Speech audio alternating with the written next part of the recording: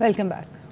Bulletin کا آغاز کریں گے۔ سب سے پہلے خبر آپ کو دیں، وزیر خزانہ اسحاق ڈار کہتے ہیں سیاسی گیم سکورنگ کر کے پاکستانی معیشت کو نقصان پہنچایا گیا، IMF کے پاس جانا انتہائی ضروری ہو گیا ہے۔ پاکستان اسٹاک ایکسچینج کی تقریب سے خطاب کرتے ہوئے اسحاق ڈار نے کہا عوام کو یرغمال نہیں بننے دیں گے۔ اسحاق ڈار صاحب، آپ کا IMF کے ساتھ 25 سال کا تجربہ کہاں گیا؟ ماہر معاشیات مزمل اسلم کا وزیر خزانہ سے سوال۔ دیوالیہ ہو چکے ہوئے ہیں، دیوالیے کی تعریف کو سمجھیں۔ یہ لوگ کہتے ہیں حکومتی لوگ کہ ہم نے اس آدمی کا $1 ارب دینا تھا، وہ ہم نے دے دی، ہم نے دیوالیے سے بچا لیا۔ دیوالیہ یہ نہیں ہوتا، دیوالیے کی نشانی یہ ہوتی ہے کہ جب آپ کے کارخانے بند ہونا شروع ہو جائیں۔ $6 ارب کے ہمارے ریزروز ہیں، $6 ارب کے، ہر ہفتے $0.5 ارب ختم ہوتا ہے، اور اگر باہر سے رقم نہیں آئی تو 8 سے 10 ہفتوں میں پاکستان کے ریزروز ختم ہو جائیں گے۔ ساتھ ساتھ $4.5 ارب جو ہے اسٹیٹ بینک نے جو لوگوں کے ڈپازٹ تھے وہ بھی حکومت پاکستان کو دے دیے۔ ہماری بھی حکومت تھی، اس وقت بارڈر نہیں تھا ہمارے ساتھ، ابھی کہہ رہے ہیں جی بارڈر سے ڈالر نکل رہے ہیں۔ اس وقت کیسے؟ اس وقت تو ملک میں اندر آ رہا تھا ڈالر، اب باہر جانا شروع ہو گیا ہے۔ تو یہ آپ کی کرتوتیں ہیں۔ خدارا یہ معیشت کے حالات اچھے نہیں ہیں۔ پہلے جو ہے جیبوں پہ ڈاکہ لگا تھا مہنگائی کی شکل میں، اب جو ہے پیٹ پہ لات ماری جا رہی ہے۔ یہ ابھی بھی الیکشن نہیں کرائیں گے تو پاکستان سے کوئی عالمی ادارہ ڈیل نہیں۔ نائب صدر پاکستان بزنس فورم چودھری احمد جواد کا کہنا ہے کہ پاکستان کے معاشی حالات کنٹرول سے باہر ہیں۔ تمام سیاسی پارٹیز معاشی استحکام کے لیے اگلے 15 سے 20 سال کے لیے چارٹر آف اکانومی پر دستخط کرنا چاہیے۔ ہر 5 سال میں نئی حکومت آتی ہے اور نئی معاشی پالیسی لاتی ہے۔ اکنامک حالات ہیں یہ آؤٹ کنٹرول ہوتے جا رہے ہیں، اور بحیثیت پاکستان بزنس فورم اس وقت ملک کو چارٹر آف اکانومی کی ضرورت ہے۔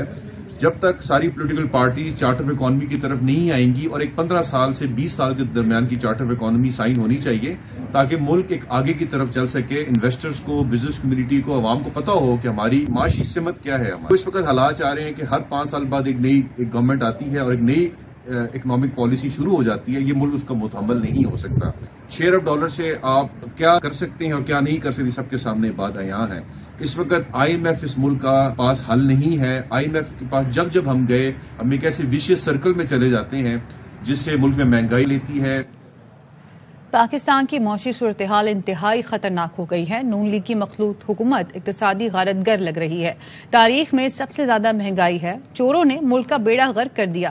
سابق وزیر اعظم عمران خان کا نجی ٹی وی کو انٹرویو، کہا 2 چور خاندانوں نے اداروں کو ٹھیک نہیں ہونے دیا۔ پاکستان تحریک انصاف کے سینئر رہنما فواد چودھری کہتے ہیں حکومت کو ہٹا کر طویل عرصے کی ٹیکنوکریٹ حکومت بنانا ایک اور انتہائی احمقانہ سوچ ہے۔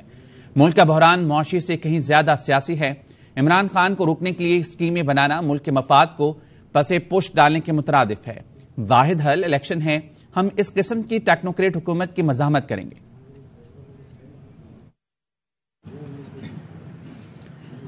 IMF موجودہ حکومت سے بات نہیں کرے گی، مارچ میں نگراں حکومت آ سکتی ہے۔ ماہر معاشیات شبر زیدی کا دعویٰ۔ ARY نیوز کے پروگرام 11th آور میں گفتگو کرتے ہوئے کہا کہ مسئلہ نگراں حکومت کی مدت کا ہے۔ ڈیڈ لاک IMF سے تقریباً ہو چکا ہے، تو اب جو ان کی بورڈ میٹنگ ہے وہ مارچ میں ہے۔ مارچ تک ہم کیری نہیں کر سکتے۔ جو ہماری معاشی صورتحال ہے اس پہ ہمیں اس ہفتے فیصلہ کرنا پڑے گا۔ بہت سیریس وہاں مشورے ہو رہے ہیں۔ ہمارا ٹیکنیکل ڈیفالٹ ہو چکا ہے۔ اگر ٹرانچ مارچ تک چلی گئی تو انٹرنیشنل ایجنسیز کبھی بھی بات نہیں کریں گی، اس پر کریں گی نئی گورنمنٹ سے۔ مارچ کے بعد انٹرم گورنمنٹ لانی مجبوری ہو جائے گی۔ ٹائم فریم جو ہے میرے حساب سے لیس دین منتھ کا دن میں یہ فیصلہ ہو جائے گا۔ ہمارے آئین میں کوئی لا نہیں ہے فائنینشیل ایمرجنسی کا، مگر ہم ایمرجنسی لگا کے فائنینشیل ایمرجنسی لگا سکتے ہیں۔ اور شہباز شریف کے اگر آپ بیانوں کو غور کریں پچھلے 1 دن سے، وہ بات کر رہے ہیں جو انہیں پہلے کرنی چاہیے تھی۔ انہوں نے بات کی کہ ہم امپورٹڈ فیول کے ساتھ نہیں چل سکتے۔ بیان دیا کہ ہمیں اندازہ نہیں تھا کہ معیشت کی حالت یہ تھی۔ اس وقت گورنمنٹ کے اندر یہ بالکل کلیئر ریئلائزیشن ہے کہ پاکستان کی معیشت اس سیاسی پیراڈائم جو اس وقت چل رہا ہے اس کو برداشت نہیں کر سکتی۔ گورنمنٹ سنسیئرلی اس بات پہ سوچ رہی ہے کہ ہمیں اس موقع پر غیر سیاسی فیصلہ کر الیکشن اناؤنس کر دینا چاہیے۔ اور اب بات کریں گے کراچی میں پولیس گردی گلستان جوہر میں محافظوں نے نہت عامر کو تعاقب کر کے بلڈنگ میں گھس کر قتل کر دیا۔ CCTV نے شاہین فورس کے مبینہ مقابلے کا بھانڈا پھوڑ دیا۔ ملوث اہلکاروں کو گرفتار کر کے قتل اور دہشت گردی کے دفعات کے تحت مقدمہ درج کر لیا گیا۔ گوادر میں حق دو تحریک کے مشتعل مظاہرین کی اشتعال انگیزی، مظاہرین کی پولیس اہلکار پر براہ راست فائرنگ، گردن پر گولی لگنے سے اہلکار شہید ہو گیا۔ بلوچستان حکومت کی واقعے کی سخت مذمت، ترجمان کا کہنا ہے پولیس اہلکار کی شہادت پر مولانا ہدایت الرحمان کے خلاف FIR درج کی جائے گی۔ اور اب بات کریں گے کراچی، سکھر، فیصل آباد، ملتان اور کوئٹہ میں گیس کا بحران، پریشان حال شہریوں کا کہنا ہے غریب آدمی ہوٹل سے خرید کر کیسے مہنگا کھانا کھائے۔ کراچی میں آٹے اور گندم کی قیمتوں کو پر لگ گئے۔ اوپن مارکیٹ میں گندم کی قیمت 110 روپے جبکہ آٹے کی قیمت 140 روپے فی کلو تک پہنچ گئی۔ فلاور ملز مالکان کہتے ہیں کہ سندھ حکومت کو کوٹے سے 60% کم گندم فراہم کر رہی ہے۔ مزید جانتے ہیں انجم بھاب سے۔ جی انجم۔ مہنگائی نے عوام کو دن میں تارے دکھا دیے ہیں۔ آٹے کی قیمتوں میں بھی دن بدن اضافہ ہوتا چلا جا رہا ہے۔ گندم کی بوری کی قیمت میں 100 روپے اضافہ ہو چکا اور چکی پر آٹا اس وقت 130 روپے سے 140 روپے تک مل رہا ہے۔ 3 نمبر آٹا 120 سے 125 روپے تک اور فائن آٹا 125 روپے سے 130 روپے تک فروخت ہو رہا ہے۔ روٹی اس وقت 15 روپے سے لے کے 30 روپے تک فروخت ہو رہی ہے۔ شہیرمال اور تافتان 100 روپے تک پہنچ چکے ہیں۔ وزیر اعلیٰ سندھ کو بریفنگ دی گئی تھی کہ صوبے میں اس وقت 3,90,000 ٹن کے قریب گندم کے ذخائر موجود ہیں۔ فلور مل مالکان کا کہنا ہے کہ اس میں تقریباً 1.5 لاکھ ٹن ایسی گندم ہے جو گیلی ہو چکی ہے، زبردستی بیچی جا رہی ہے، جس کی وجہ سے آٹے کی کوالٹی پہ بھی کافی فرق پڑ رہا ہے۔ 13,000 بوری ان کو فی مل دی جانی تھی اور ہر مہینے دی جانی تھی۔ اس وقت تک جو 13,000 دی جانی تھی فی مل اس وقت 4 سے 5,000 بوریاں دی گئی ہیں۔ حکومت سے تمام عوام کا یہی مطالبہ ہے کہ سیاسی دھینگا مشتی کو چھوڑ کر وہ عوام کے مسائل پر توجہ دیں اور جو بنیادی ضرورت ہے غذا کی، جو بنیادی ضرورت ہے دالیں اور آٹا ہی کم از کم سستا کر دیں تاکہ وہ پیٹ بھر کر کھانا کھا سکیں۔ جی کھیل کے میدان کا رخ کریں گے، بات کریں گے کراچی ٹیسٹ کی۔ کراچی ٹیسٹ کے تیسرے روز نیوزی لینڈ کی بیٹنگ جاری ہے، 2 وکٹ کے نقصان پر اس وقت 240 کا رنزہ عبور کر لیا ہے۔ وہیں دوسری جانب بابر اعظم فلو کا شکار ہو گئے ہیں۔ کراچی ٹیسٹ کے تیسرے روز سرفراز نے کمال سنبھالی ہے۔ نمائندہ خصوصی بیک کھیل شاہد ہاشمی اس وقت ہمارے ساتھ موجود ہیں۔ شاہد بتائیے گا کہ اس وقت جو صورتحال ہے میچ کی اس بارے میں، اور اوپر سے اگر بابر چلے گئے ہیں تو کیسی صورتحال دیکھ رہے ہیں آپ؟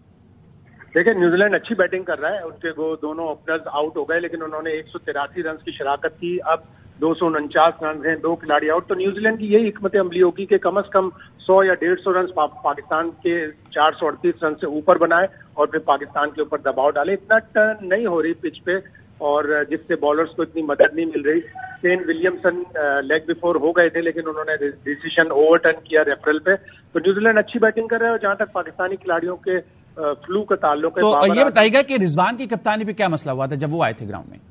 دیکھیں رضوان سبسٹیٹیوٹ ہے اور انٹرنیشنل کرکٹ کے رولز کے مطابق سبسٹیٹیوٹ وکٹ کیپنگ تو کر سکتا ہے لیکن کپتانی نہیں کر سکتا۔ جب انہوں نے شروع میں 4 اوور تک کپتانی کی تو میچ ریفری نے پھر کنوے کیا کہ سبسٹیٹیوٹ کپتانی نہیں کر سکتا اور ریویو بھی ظاہر نہیں لے سکتا۔ تو پھر سرفراز کو جو سب سے سینئر کھلاڑی ہیں اس ٹیم میں، انہوں نے کپتانی شروع کی اور انہوں نے ہی ایک سکسیسفل ریویو لے کر پہلی وکٹ کانوے کی حاصل کی۔